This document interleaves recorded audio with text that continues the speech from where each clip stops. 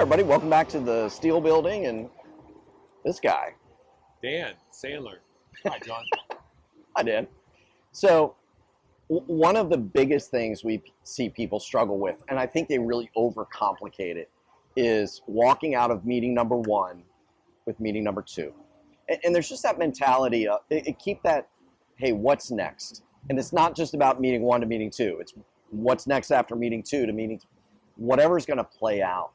But I think so often we just don't do the things we need to do to consistently get that second appointment or be told no. Either way. So can you give us 3 keys? Hey, do these 3 things, 4 things, 2 things, whatever they are, to consistently be better about getting second appointments. Sure. Thank you. Number 1, do an upfront contract. Yep. This is how much time our meeting's going to take, John. This is what you want to talk about, anything else. This is what I want to talk about, anything else. By the way, at the end of this meeting, it goes one of 2 ways. Yep. 1, it's a no, we're done. Or 2, before we leave, we schedule the next meeting. Sound fair? Very much so.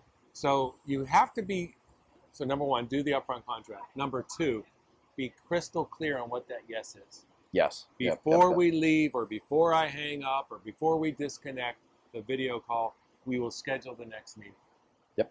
The third thing, at the end of the meeting, you ask them, what do you want to do? If they don't say no, or they don't go ahead and schedule the next meeting, you're confused.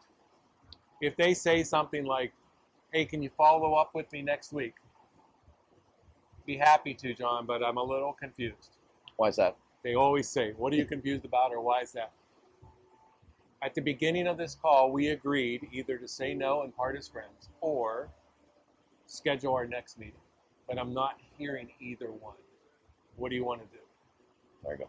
And you go for that no, or you go for that scheduled next meeting. And in essence, John, what should happen is, at the end of every meeting, it's a no, or it's a scheduled next meeting.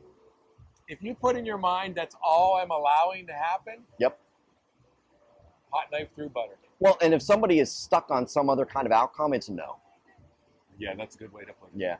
So the other big thing is, if you're doing multiple calls to get to a close, that upfront contract really, it ultimately relieves some pressure on the prospect. Because really all you're trying to determine is, should we meet again or should we not? I'm not asking you to make a final decision. Yep. I'm not asking you to write a check today. I'm asking you to make a decision on, should we further the conversation? Not a lot of pressure to that. It's really not. Where the pressure occurs is when you say, hey, follow up with me next week, and now I start to hunt you down. Yeah, well, but that's the point. The reason you're not getting or driving more second appointments is you're not sticking to what needs to happen. Exactly. You're letting the control transfer to the prospect. Yep. So, all right, everybody. See you again tomorrow. Get out of here. Take care.